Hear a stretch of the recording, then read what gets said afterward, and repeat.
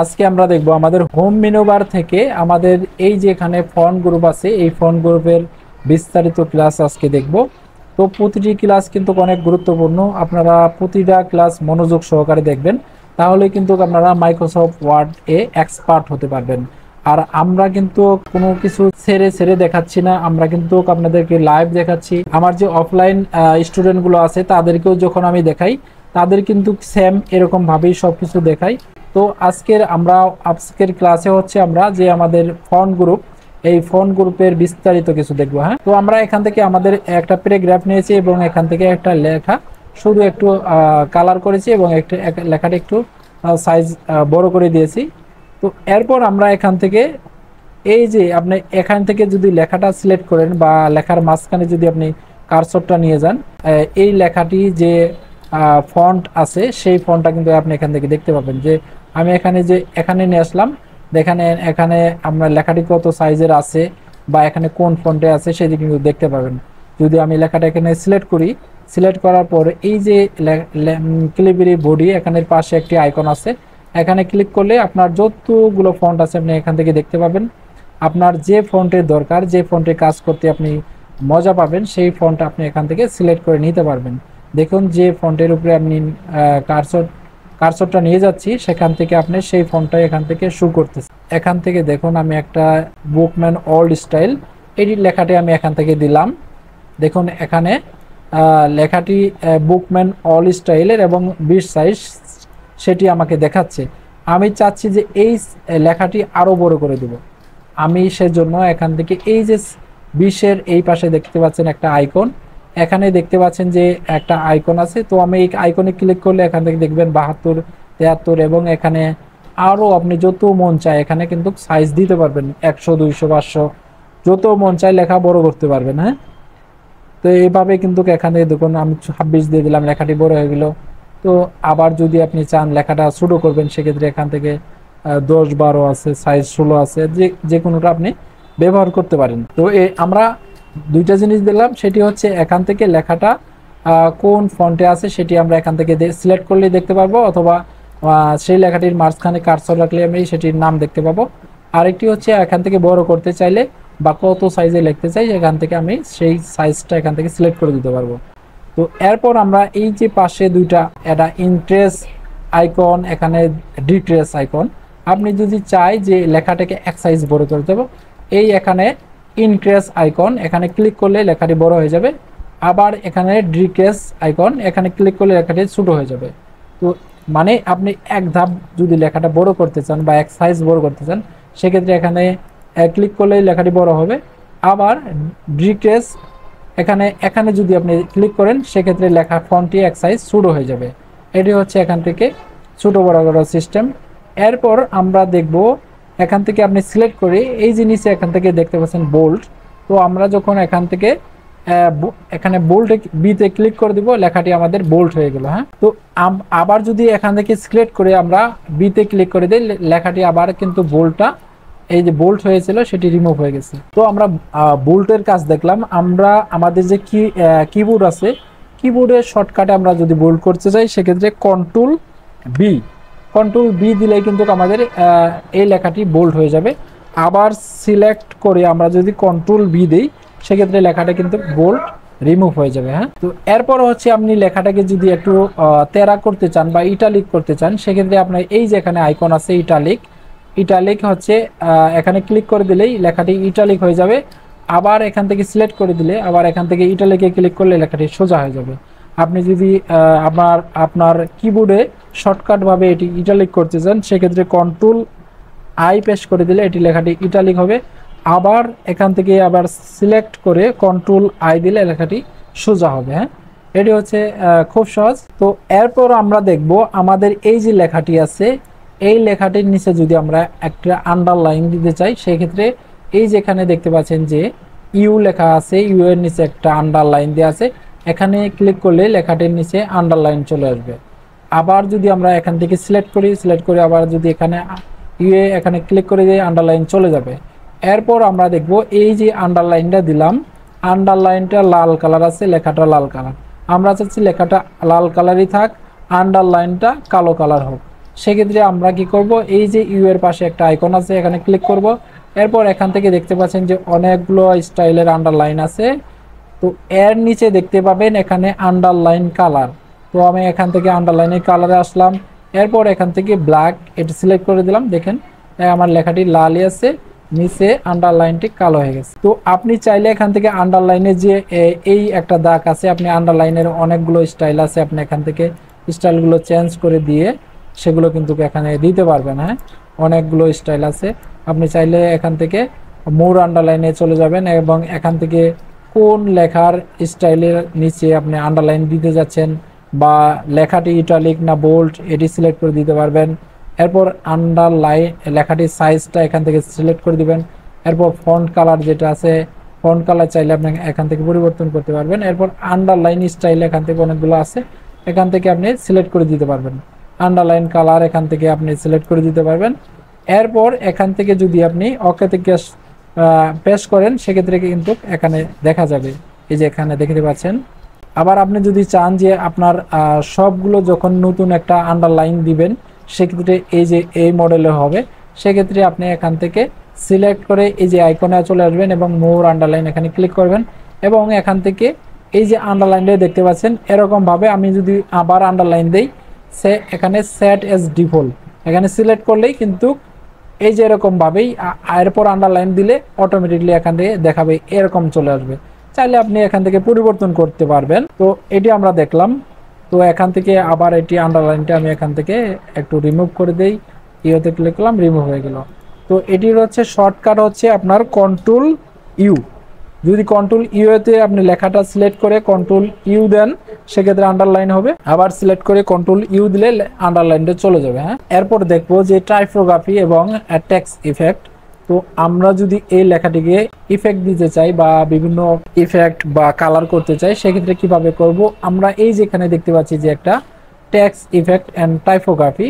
তো আমরা এটিতে ক্লিক করে দিয়ে এখান থেকে যেগুলো মডেল দেয়া আছে, দেখুন এখানে অনেকগুলো ডিজাইন দেয়া আছে, আমরা যেটিতে সিলেক্ট করব লেখাটা কিন্তু সেই কালার হয়ে যাবে। হ্যাঁ, এবং সেই ইফেক্টগুলো আমরা এখানে দেখতে পাবো। আমি একটু জুম করে দেখাই, দেখতে পাচ্ছেন সেম আপনারা এখান থেকে যে মডেল দিতে চান সেটি কিন্তু এখান থেকে দিতে পারবেন, লেখার স্টাইল যেটা এখান থেকে দিতে পারবেন। দেখুন অনেকগুলো আছে। তো আমি এটি ভালো লাগলো, এটি একটু দিলাম।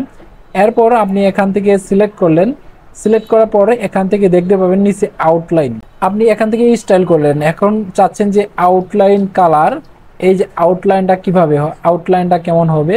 তো আপনি আউটলাইনে ক্লিক করলে এরপরে দেখবেন এখান থেকে অনেকগুলো অপশন, আপনি যে কালার দিতে চান আউটলাইনে যে কালার দিবেন আপনি এখান থেকে সিলেক্ট করলে সেই কালারটা দেখাবে। এখন লাল দিচ্ছি, দেখুন একটু জুম করলে একটু দেখুন, এই যে এই লেখাটা প্রথমে আছে হলুদ ফিল কালার, এরপর লেখার উপরে উপরে একটা লাল কালার আছে, এটি হচ্ছে আউটলাইন কালার। এই আউটলাইন কালারটা আপনি এখান থেকে ডিজাইন করতে পারবেন বা চাইলে এখান থেকে বিভিন্ন কালার দিতে পারবেন। এই যে এখানে আমি নীল কালার দিয়ে দিলাম। তারপরে এখান থেকে আবার এসে যদি এখান থেকে আউটলাইন কালার আপনি যদি কোনো কালার নাই দিতে, আউটলাইন কালার যদি না দিতে চান এখানে নো আউটলাইন এখানে ক্লিক করে দিলেই এই আউটলাইন কালারটা কিন্তু চলে যাবে। তো এরপর আউটলাইনের কালারের আরও কিছু ইফেক্টস আছে সেগুলো আমরা দেখব। আমরা এখান থেকে ক্লিক করলাম, এরপর এখান থেকে দেখব যে এখান থেকে মোর আউটলাইন কালার, এখানে মোর আউটলাইন কালার আছে। আপনার এখান থেকে যে কালার কোড আপনি এখান থেকে ব্যবহার করে এখান থেকে যে কোনো কালার দিতে পারেন। তো আমরা এখান থেকে আমাদের যে কালার আছে আউটলাইন কালার সেটা আমরা দিলাম। এরপর আমরা আবার আউটলাইনে যাব, এরপর এখান থেকে দেখব যে আউটলাইনের কালারের ওয়েট মানে তো আমরা বুঝতে পারছেন এই যে দাগগুলো আছে আউটলাইনের, একটু আমরা এখান থেকে যখন চিকন করে দিই দেখতে পাচ্ছি যে আমরা আউটলাইনের কালারটা অনেক দেখা যাচ্ছে না, আবার যখন মোটা করে দিই আরো বেশি দেখা যাচ্ছে। আমরা এইভাবে যদি আরো বেশি মোটা করে দিই পুরাটাই আউটলাইন হয়ে যাবে। হ্যাঁ, এখান থেকে অনেকগুলো স্টাইল আছে, দেখতে পাচ্ছেন এই যেখানে অনেকগুলো স্টাইল আছে, চাইলে আমরা সেগুলো ব্যবহার করতে পারবো। তো আবার একটু আমরা আউটলাইনে চলে আসলাম, এরপর এখান থেকে দেখলাম এই ড্যাশ, আপনি এই আউটলাইন কালারগুলো কিন্তু একটা দাগের মতো আছে, আপনি চাইলে এখান থেকে এই যে এরকম দিতে পারেন। দেখেন লেখাগুলো কিন্তু একটা এই যে একটা ফুটা ফুটা সিস্টেম হয়ে গেছে। এরপর আপনি এখানে আরো অনেকগুলো ইফেক্ট আছে, আপনি চাইলে সেগুলো ব্যবহার করতে পারবেন। এই যে ড্যাশের এখানে দেখতে পাবেন বড় ছোট, তারপর মোড় থেকে আরো আছে। এইভাবে কিন্তু আপনি এই আউটলাইন কালারগুলো বা এখান থেকে মডেলগুলো সিলেক্ট করে দিতে পারেন। আমি এখান থেকে এই মডেলে সিলেক্ট করলাম, আর হচ্ছে এই কালারটা এখান থেকে যদি চেঞ্জ করতে চাই সেক্ষেত্রে আমি এখান থেকে সিলেক্ট করব। সিলেক্ট করার পর এরপর টাইপোগ্রাফিতে আসলাম, এখানে আউটলাইন কালারটা ধরুন আমি লাল দিতেছি, লাল দিয়ে দিলাম, এই যে দেখেন লাল। তো এটা কিন্তু খুব সহজ, একটুটা দেখলেই আপনারা এগুলো বুঝবেন বা লেখার স্টাইলগুলো করতে পারবেন। তো এরপর আমরা দেখব, তো আমি এখান থেকে আবার লেখাটি সিলেক্ট করলাম। সিলেক্ট করার পর আমি আবার টাইপোগ্রাফিতে চলে যাব। এরপর নিচে দেখব একটা শ্যাডো নামের অপশন। এই শ্যাডোতে আমরা ক্লিক করলে এখানে দেখব অনেকগুলো অপশন আছে। এখানে আউটার, তারপর হচ্ছে ইনার, তারপরে শ্যাডো অপশন। তো আমরা এখান থেকে দেখতে পাচ্ছি এই ফন্টগুলোর নিচে যে একটা শ্যাডো দেওয়া আছে, এখান থেকে ক্লিক করলে দেখা যাবে, একটু জুম করে দেখাই যে এই লেখাটির নিচে একটা শ্যাডো পড়েছে। এই যে নিচে নিচে দেখতে পাচ্ছেন যে একটা শ্যাডো পড়েছে। তো এটিতে আমরা এখান থেকে সিলেক্ট করে টাইপোগ্রাফিতে যাওয়ার পর এখান থেকে শ্যাডো অপশনে গেলে এখান থেকে বিভিন্ন শ্যাডোর স্টাইল আছে, ইনার আছে, আউটার আছে। তো আমি যেটি যেভাবে দিতে চাই সেটি এখান থেকে সিলেক্ট করলে সেভাবেই কিন্তু লেখার নিচে একটা শ্যাডো পড়বে। এই যে শ্যাডো, হ্যাঁ, এখান থেকে দেখতে পাচ্ছেন লেখার নিচে একটা শ্যাডো। তো আমরা শ্যাডোর আরও কিছু একটু মোর শ্যাডো থেকে আরেকটু অপশন দেখি। শ্যাডো অপশনে চলে গেলাম। এরপর মোর শ্যাডোতে ক্লিক করার পর এই যে আপনাদের সামনে কিন্তু এরকম ফরম্যাট টেক্সট ইফেক্ট। তো এখান থেকে মোর শ্যাডোতে যখন যাবেন এই যে এরকম একটা ফরম্যাট দেখতে পারেন, ফরম্যাট টেক্সট ইফেক্ট। এখান থেকে এই যে শ্যাডোটা চলে আসছে। এরপর শ্যাডোটা আপনি কিভাবে এখান থেকে দেখাবেন সেটার জন্য এখান থেকে অনেকগুলো মডেল আছে। এই যে এখানে আইকনে যখন ক্লিক করবেন এখান থেকে অনেকগুলো শ্যাডো দেখতে পাবেন। যে এই যে এখানে নিচে দেখতে পাচ্ছেন এখানে শ্যাডোগুলো দেখেন, এখান থেকে এই যে লেখাটি আছে উপরে, শ্যাডোটা নিচে পড়ে গেছে। এরপর আপনি চাইলে এখান থেকে বিভিন্নভাবে এখান থেকে শ্যাডো কিন্তু বিভিন্ন স্টাইলে এখান থেকে দিতে পারবেন। এই যে এখান থেকে দেখতে পাচ্ছেন সামনে চলে গেছে। এরপর আমরা চাচ্ছি যে এখান থেকে এই শ্যাডোটা এখান থেকে দেখতে পাচ্ছেন এখানে ছাই কালার। তো আমি এই কালারটা এখান থেকে চেঞ্জ করে দেব। তো এখানে কালারে আসবেন, এখান থেকে লাল কালার যদি দিতে চান লাল কালার সিলেক্ট করবেন। তো আপনি এখান থেকে শ্যাডোর যে কালারটা দিতে চান সেক্ষেত্রে কিন্তু এই কালারটা এখান থেকে দিতে পারবেন। যখন আমি সবুজ দিলে সবুজ আসবে। এরপর আপনি এই যে শ্যাডোর কালার হালকা দেখা যাচ্ছে, আপনি চাইলে কিন্তু এই শ্যাডোর কালারটা আরো হাইলাইট করে দিতে পারবেন দেখুন। তো এরপর আমরা এখান থেকে টেক্সট ইফেক্টে আরো কিছু আছে, রিফ্লেক্ট আছে, আর শ্যাডো বা আউটলাইন কালার যেগুলো দেখেছি ওই সেম একই রকম। মনে করেন যে আপনার ইফেকশন দেওয়া, রিফ্লেক্ট করা, এগুলো একই রকম। তো আমরা যখন এখান থেকে রিফ্লেক্ট আইব, রিফ্লেক্টটা হচ্ছে আয়নার মতো। তো আমরা যদি একটা পুকুর পাড়ে দাঁড়িয়ে থাকি, নিচে যে আমাদের ছবিটি দেখা যাচ্ছে এটি হচ্ছে রিফ্লেক্ট। তো সেম আপনি এই লেখাতে যদি কোনো রিফ্লেক্ট দিতে চান সেক্ষেত্রে আপনি এই টাইপোগ্রাফিতে চলে আসবেন, এখানে রিফ্লেক্ট অপশন আছে। এখান থেকে আপনি কিভাবে কোন আঙ্গিকে আপনার রিফ্লেক্ট দেখাতে চাচ্ছেন সেটি কিন্তু এখানে যে কোনো মডেল আপনি এখান থেকে সিলেক্ট করে দিলেই সেই মডেলে কিন্তু এখানে ইফেক্টটা দেখতে পাবেন। দেখুন আমার উপরে লেখা হচ্ছে এটি, আর নিচে একটি ইফেক্ট কিন্তু তৈরি হয়েছে, সেটি হচ্ছে রিফ্লেক্ট। হ্যাঁ, এটি আপনারা একটু মনে রাখলে হবে। এরপর রিফ্লেক্টটা আপনার চাইলে রিফ্লেক্টের কালারও ওইভাবে চেঞ্জ করতে পারবেন। রিফ্লেক্টে চলে যাবেন এবং রিফ্লেক্ট অপশনে চলে যাবেন। এরপর এখান থেকে রিফ্লেক্টের কালার আপনারা এখান থেকে চাইলে সবুজ দিতে পারবেন। এটা হচ্ছে শ্যাডো। তো এই যে রিফ্লেক্ট আছে এখানে নিচে, তো আপনারা এখান থেকে রিফ্লেক্টটা কিভাবে দিতে চাচ্ছেন, তো এখান থেকে রিফ্লেক্টটা কিভাবে কত সাইজ হবে, তারপরে ব্লার হবে, কতটুকু ডিস্টেন্স হবে। দেখুন এটি ডিস্টেন্সটা বাড়িয়ে দিলেও একটু নিচে চলে যাচ্ছে, দেখছেন। এখান থেকে ডিস্টেন্সটা বাড়াই দিলে নিচে যাবে, আবার কমাই দিলে উপরে যাবে। এরপর আমি যদি এখান থেকে ব্লার করে দিই লেখাটা আরো ব্লার হয়ে যাবে। তো এরপর আমি এখানে সাইজ যদি আবার বাড়াই দিতে চাই বাড়াই দিতে পারবো।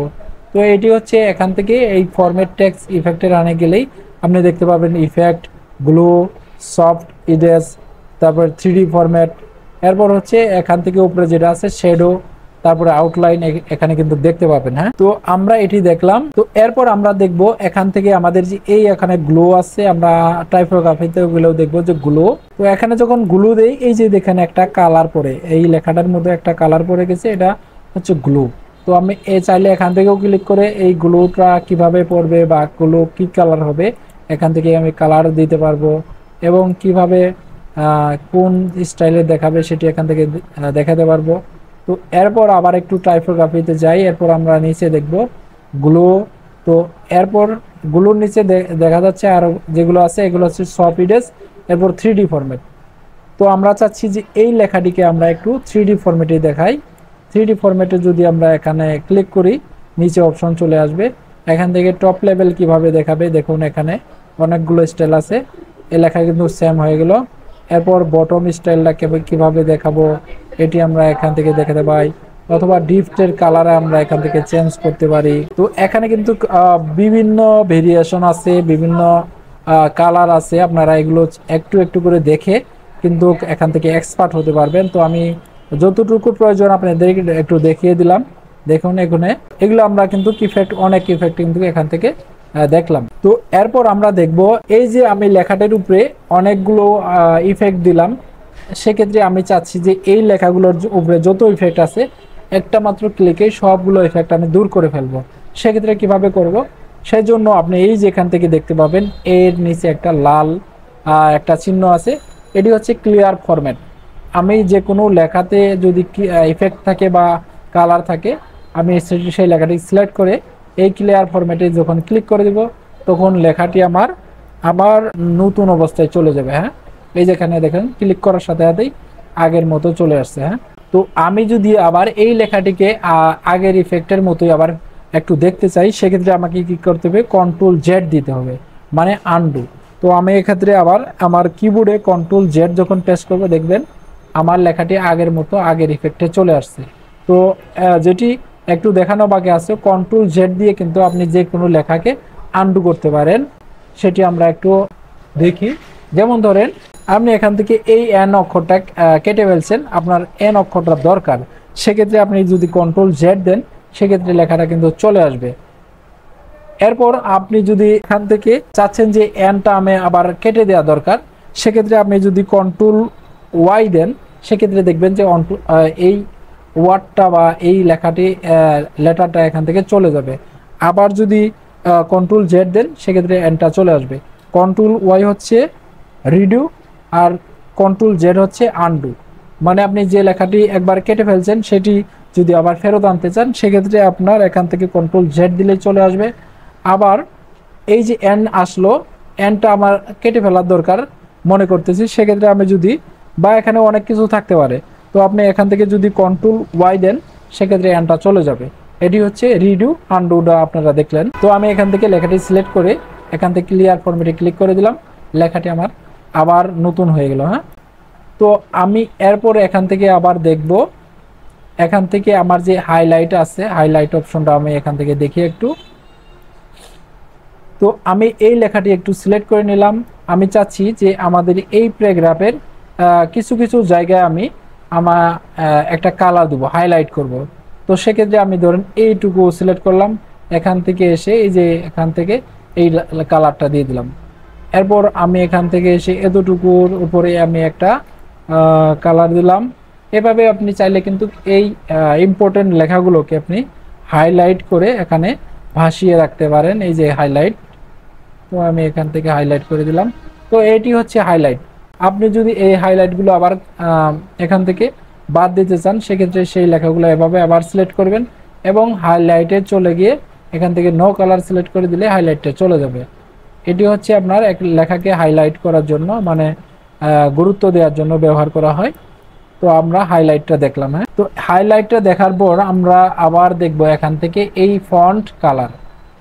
এখান থেকে আমরা কিন্তু টেক্সট কালার দেখে আসছি, এখান থেকে আমরা দেখব font colour. Font colour text কালারের মতোই প্রায়। তো আমরা এখান থেকে ফন্ট কালারে চলে আসলাম, এখানে একটা আইকন আছে। তো আমরা এখানে ক্লিক করলে দেখবেন যে অনেকগুলো কালার আছে। এই কালারগুলো কিন্তু আমরা আমাদের এই ফন্টগুলোতে ব্যবহার করতে পারবো। ধরুন আমি এটা সিলেক্ট করলাম, সিলেক্ট করে আমি একটা কালার দিলাম, এরপর নিচেরটা আমি আবার সিলেক্ট করলাম, এরপর এখান থেকে আমি একটা কালার দিলাম। তো এখানে আমি যদি বিভিন্নভাবে এই লেখাগুলোকে মাঝে মাঝে কালার করি বা একটু বিভিন্ন স্টাইল করে দেই, সেক্ষেত্রে কিন্তু লেখাগুলো ভালো লাগবে বা ভালো দেখাবে। তো আমরা এখান থেকে দেখুন এখানে এই ফন্ট আইকনে ক্লিক করলে এখান থেকে দেখতে পাবো অনেকগুলো কালার।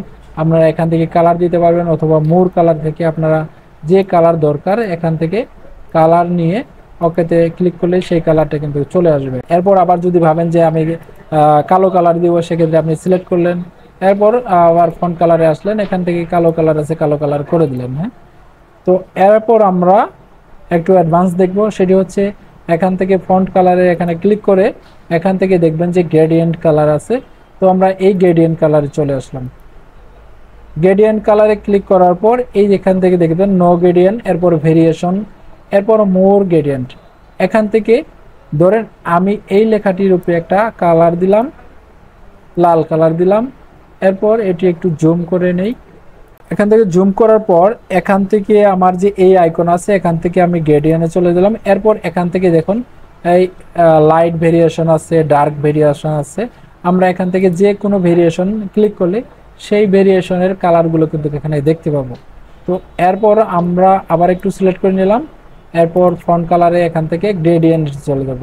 গ্রেডিয়েন্ট থেকে মোর গ্রেডিয়েন্ট এখানে চলে আসলাম।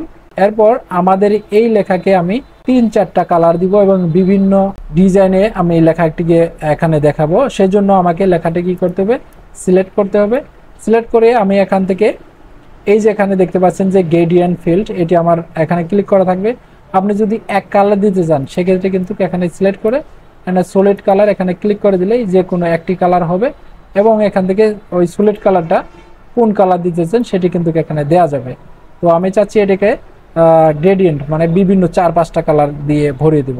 তো আমি এখান থেকে সিলেক্ট করলাম। এরপর এখান থেকে গ্রেডিয়েন্ট ফিল্ড এখানে ক্লিক করে দিলাম।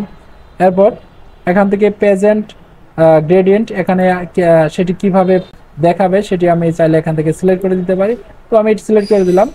এরপর দেখবেন এখানে টাইপ, এই লেখাটি এখান থেকে কোন দিকে একটু কোন কালারটা বেশি পড়বে বা কম বেশি পড়বে কিনা, কিভাবে ভালো দেখাবে। এখানে টাইপ থেকে রেডিয়াল করা যায়, তারপরে এখান থেকে রেক্টেঙ্গেল করা যায়। তো দেখবেন এগুলা একটু আমি কালার করে নিই একটু। তো আমি এখান থেকে রেড কালারটা দিয়ে দিলাম, এরপর গ্রেডিয়েন্ট দিলাম।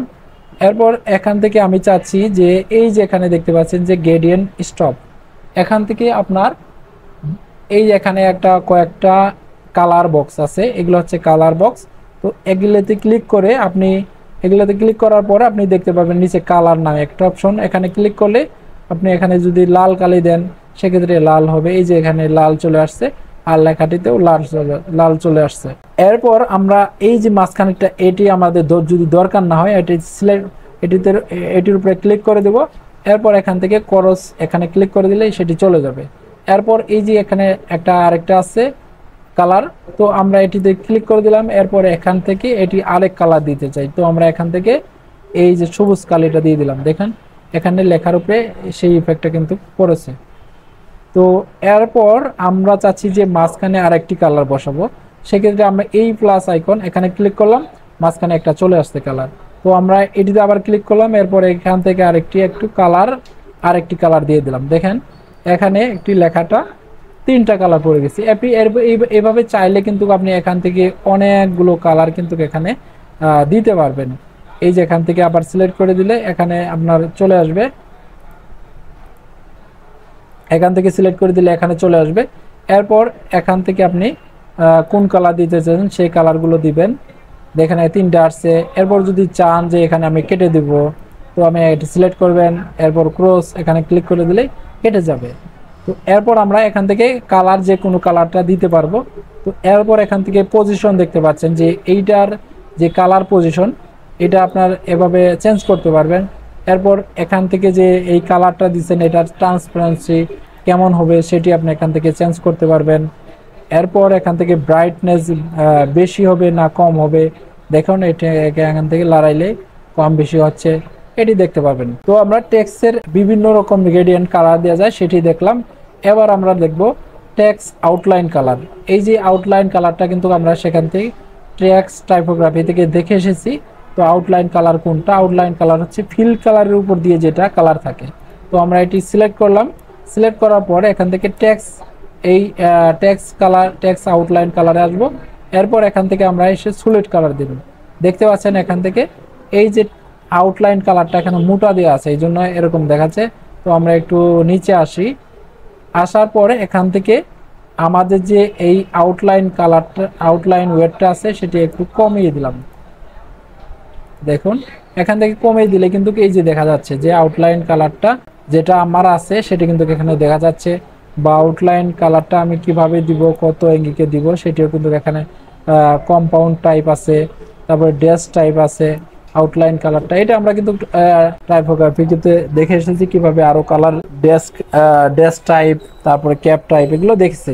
তো আমরা এইগুলো কিন্তু একটু এই যে এখানে স্কোয়ার আছে, স্কোয়ার হবে, তারপরে এখানে জয়েন্ট টাইপ আছে, রাউন্ড টাইপ আছে। তো আপনার এগুলো দিয়ে দিয়ে এখান থেকে একটু আপনার বিভিন্নভাবে সাজানোর চেষ্টা করবেন, তাহলে দেখবেন যে অনেক ভালো লাগছে বা অনেক স্টাইলগুলোকে এখান থেকে করতে পারবেন। তো আমাদের যে এই যে ফন্ট কালারের সিস্টেমগুলো আছে আমরা কিন্তু A to Z দেখলাম, কোনো কিছু বাকি রাখি না। হ্যাঁ, তো আমরা এখান থেকে এই ফরম্যাট টেক্সে আপনার এখান থেকে দেখলাম আমাদের ফন্ট কালারগুলো। ফন্ট কালারের কাজটা এখন থেকে শেষ।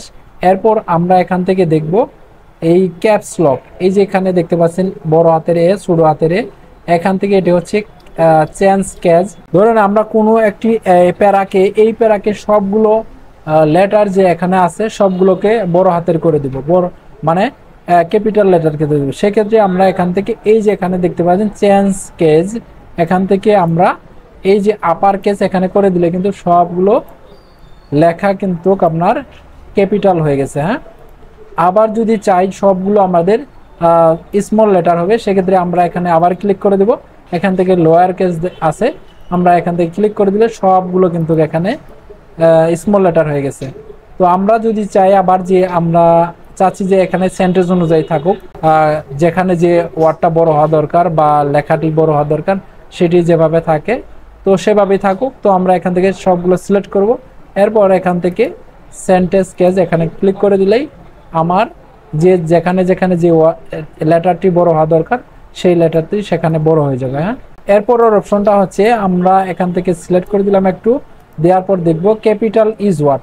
এখানে যদি আমরা ক্লিক করে দেই দেখবেন সবগুলো ওয়ার্ডের সামনে যে লেটারটা আছে সেটা কিন্তু বড় হাতে রয়ে গেছে, ক্যাপিটাল লেটার। হ্যাঁ, এই যে এখানে দেখতে পাচ্ছেন সবগুলো লেটার কিন্তু বড় হাতে রয়ে গেছে। আবার যদি চাই যে সবগুলো ওয়ার্ডের সামনে আমি সবগুলো লেটার ছোট হাতে দিব, সেক্ষেত্রে এখানে সবগুলো সিলেক্ট করে নিব।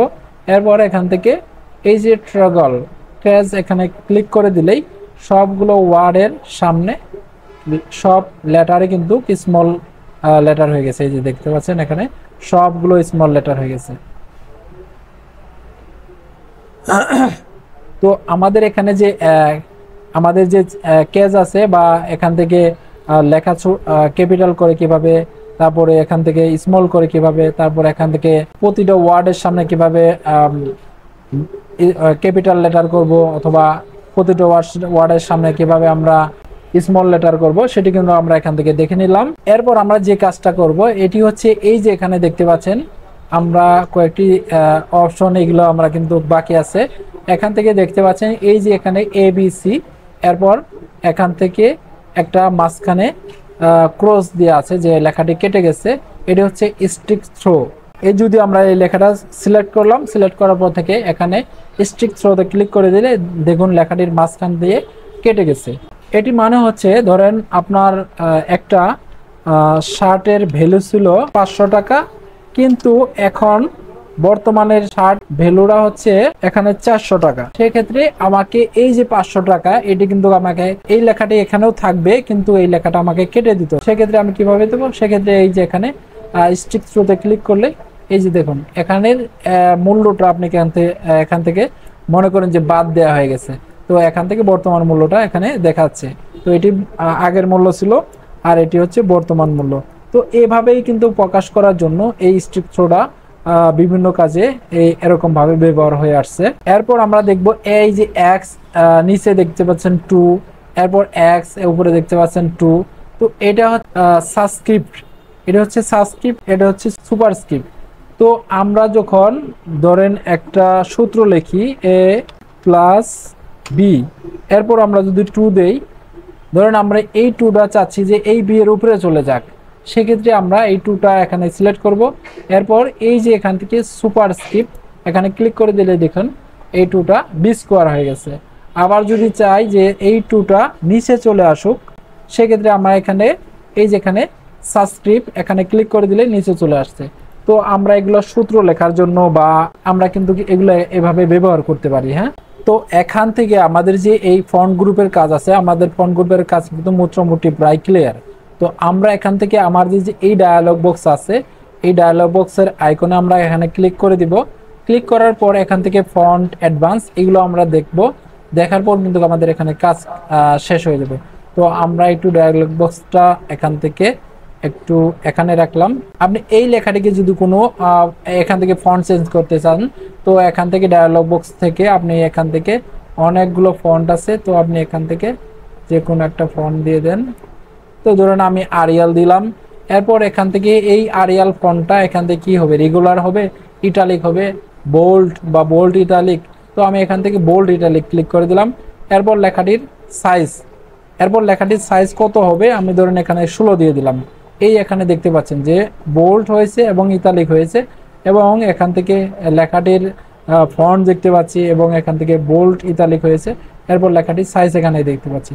তো এরপর আমি চাচ্ছি যে এখান থেকে ফন্ট কালার, তো আমি এখান থেকে ফন্ট কালার লাল দিয়ে দিলাম। তো এরপর এখান থেকে দেখতে পাচ্ছেন যে এখান থেকে কালারগুলো আপনি এখান থেকে চেঞ্জ করতে পারবেন, যে কালার দিতে চান সেটি দিবেন। এরপর এখান থেকে চাইলে আন্ডারলাইন দিতে পারবেন, এই যে এখানে আন্ডারলাইন আছে, এখানে আন্ডারলাইন দিলাম। এরপর এখানে আন্ডারলাইন কালারটা কি হবে এখান থেকে আপনি চাইলে সেটি দিতে পারবেন।